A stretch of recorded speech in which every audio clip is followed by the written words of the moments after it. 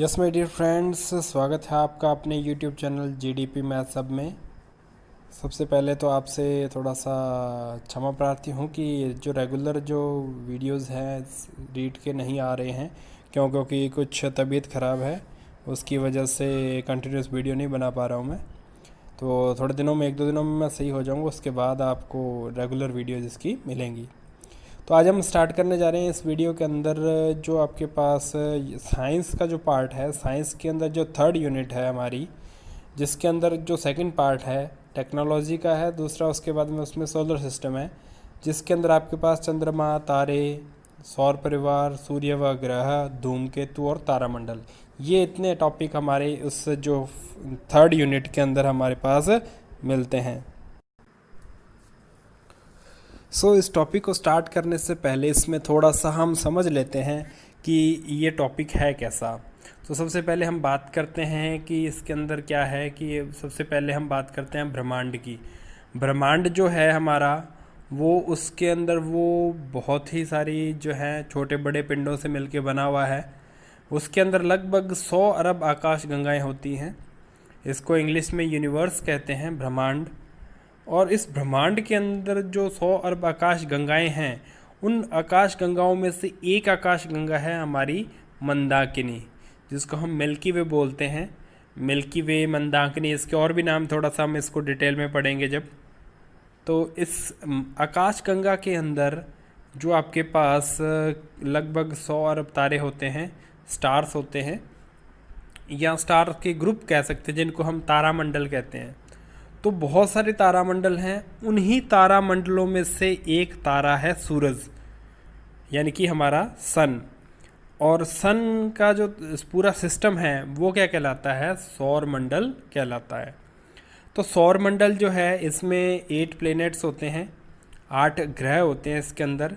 और इसका थोड़ा सा ब्रीफली इसमें हम स्टार्टिंग लेते हैं। और इस यूनिट के अंदर, इस वीडियो के अंदर, इसकी जो नेक्स्ट सीरीज़ आएगी, इस वीडियो को मैं ज़्यादा बड़ी नहीं बनाऊंगा, थोड़ा हेल्थ रीजन की वजह से, तो मैं इसको ज़्यादा लंबी नहीं करता। लेकिन इसके अंदर थोड़ा सा ब्रीफली जो चैप्टर को हम स्टार्ट करने वाले हैं, जो टॉपिक हमने स्टार्ट करना है, उसकी ब्रीफिंग होना ज़रूरी है। तो सबसे पहले हम बात करते हैं कि जो सबसे बड़ा जो ग्रह है वो कौन सा है। आपके पास बृहस्पति है, जुपिटर जिसको हम बोलते हैं। सबसे छोटा जो है वो बुध है, मरकरी जिसको हम बोलते हैं। और इस जो प्लैनेट्स हैं, इन जो ग्रहों हैं, इनमें से जीवन जिस पर संभव है, जीवन पॉसिबल है, जहाँ पे जीवन चल रहा है, वो कौन सी है? हमारे आपके पास पृथ्वी है ना, हमारी अर्थ है। और जहाँ जीवन पॉसिबल है लेकिन है नहीं अभी प्रेजेंट, वहाँ पे लोग रह नहीं सकते अभी, वो कौन सी जगह है? वो यहाँ आपके पास कौन सा है प्लेनेट है? वो मार्स है, यानी कि मंगल। और जैसा कि आपको पता ही है कि मार्स मिशन मून, इस टाइप से जो आपके पास जो एस्ट्रोलॉजिकल डिपार्टमेंट है, वो इनके ऊपर रिसर्च कर रहे हैं। तो ये रिसर्च इसमें चलती रहेगी। लेकिन हमारा जो टॉपिक है वो सोलर सिस्टम का है, और सोलर सिस्टम को हमने डीपली पढ़ना है। क्वेश्चन इसमें से एक पक्का आता है, और जब इसकी सीरीज़ हम 2-3 करेंगे तो उसके बाद आपको इतना भी आइडिया हो जाएगा भी क्वेश्चन कहाँ से आ सकता है। ये भी आपको आइडिया हो जाएगा पूरी वीडियोस देखने के बाद में। जितनी भी वीडियो, जिसकी 3 या 4 बनेंगी मेरे ख्याल से, तो उन सारी वीडियोस को देखने के बाद आपको आइडिया हो जाएगा भी यहाँ से क्वेश्चन इसका आ सकता है। तो इस टाइप का हमारा जो सौर मंडल है, ये सौर परिवार जिसको हम बोलते हैं, इसके अंदर सेंटर में सन है, उसके सराउंडिंग में ये छोटे छोटे जो आपके पास क्या है प्लैनेट्स हैं, बुध है, शुक्र है, पृथ्वी है, मंगल है। देखो, आपने एक चीज़ नोट की है, ये सारे जो ग्रह ज़्यादा बड़े नहीं हैं आकार में, इनका आकार छोटा है। ये उसके बाद में बृहस्पति है, नेपच्यून है, यूरेनस है, सैटर्न है, शनि है, ये सारे के सारे क्या हैं, थोड़ा साइज़ इनका बड़ा है। देखो यहाँ तो पॉइंट पॉइंट से रिप्रेजेंट हो रहे हैं, और ये आपके पास पूरा ब्लैक स्पॉट बना हुआ है। तो ये जो बड़े साइज़ के ग्रह हैं ये आपके पास हैं। देखो, रात में जब हम आकाश की तरफ देखते हैं तो हमें क्या है, इस टाइप की स्ट्रक्चर्स सी दिखाई देती हैं, जिसके अंदर बहुत सारे क्या होते हैं, तारे टिमटिमा रहे होते हैं। बहुत सारे जो तारे होते हैं, इन तारों में से हम ये देखते हैं एक दूसरे से जॉइनिंग करते हैं। अगर आप लाइन, इमेजिनरी लाइन ड्रॉ की जाए तो इस टाइप से आपके पास आपको स्ट्रक्चर्स मिलती हैं। देखो यहाँ पे आपके पास बहुत से स्टार्स हैं, इनको अगर हम आपस में जोड़ा जाए तो ये बहुत से स्टार ऐसे कुछ ना कुछ स्ट्रक्चर हमारे बनती हुई दिखाई देती है। यस फ्रेंड्स, सौरमंडल पढ़ने से पहले थोड़ा सा हम जो हमारी ब्रह्मांड है, ब्रह्मांड से रिलेटेड जो गैलेक्सी हमारी, थोड़ा सा उसके बारे में हम इसको नॉलेज लेते हैं। तो देखो क्या है हमारे पास, जो हमारी गैलेक्सी है ना, उस गैलेक्सी का जो आपके पास थोड़ा सा इंट्रोडक्शन हम करते हैं। तो सबसे पहले हम बात करते हैं कि जो गैलेक्सी है हमारी, उसको हम क्या कहते हैं, मिल्की वे कहते हैं, मंदाकिनी या दूध मेखला कह देते हैं, कई जगह निहारिका भी आपको वर्ड मिल सकता है, लेकिन उसका हम डीपली जब स्टडी आगे करेंगे। देखो इसको गैलेक्सी कहते हैं, यूनान के अंदर, यूनानी लैंग्वेज के अंदर इसको गैलेक्सी कहते हैं, यूरोप के अंदर इसको मिल्की वे बोलते हैं, है ना।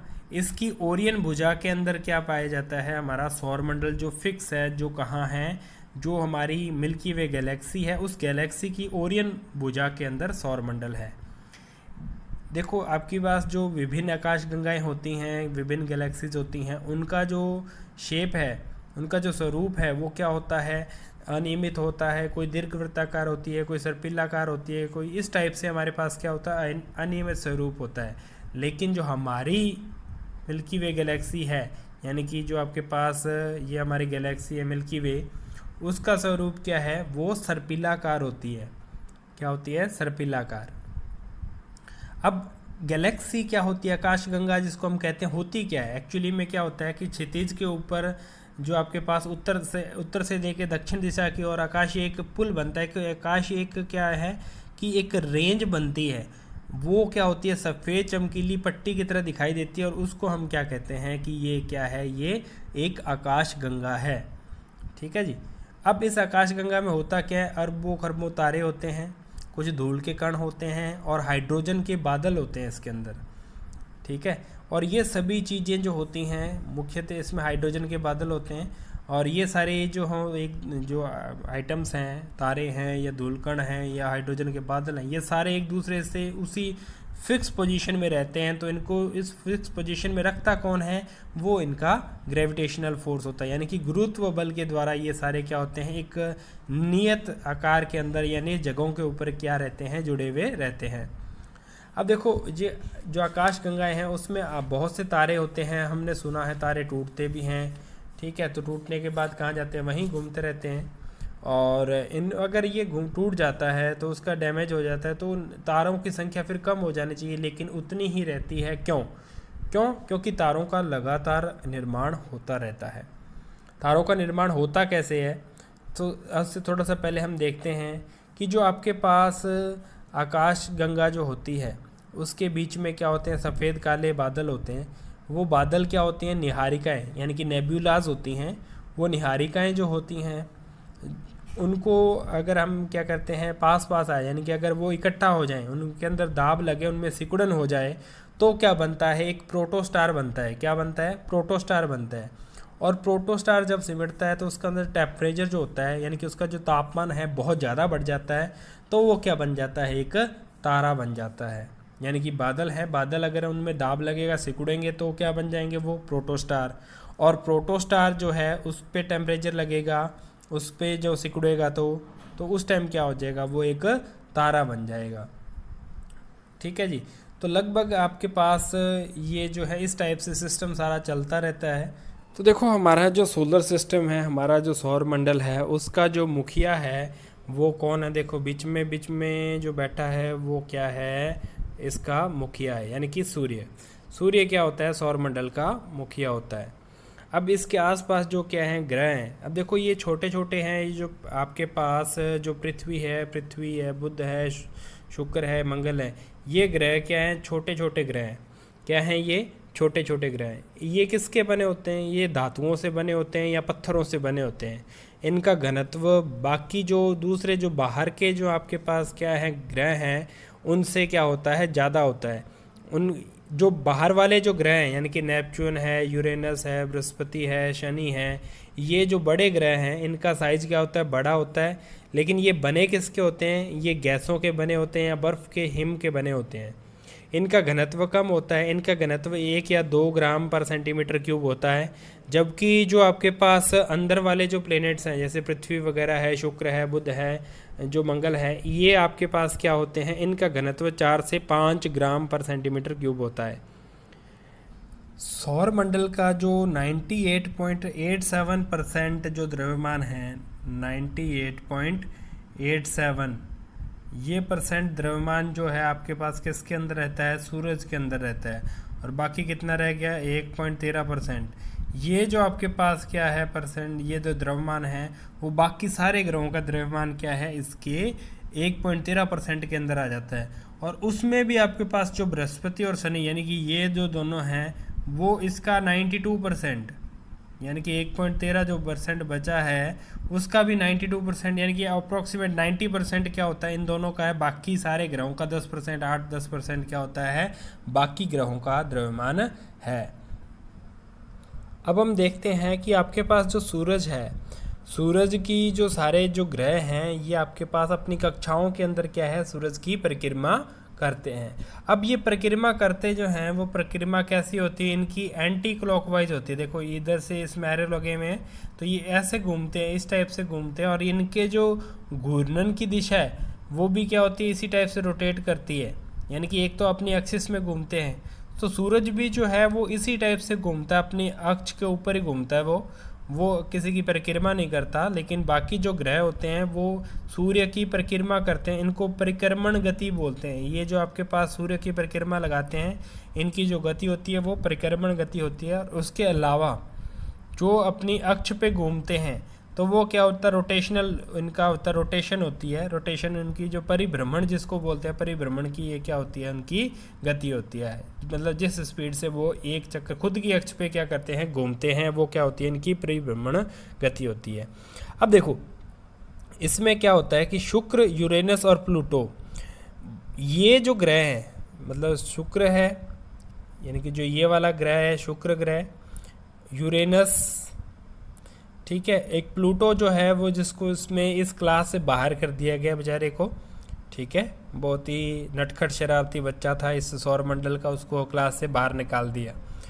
अब क्यों निकाला वो उसके हम बाद में डिस्कस करेंगे।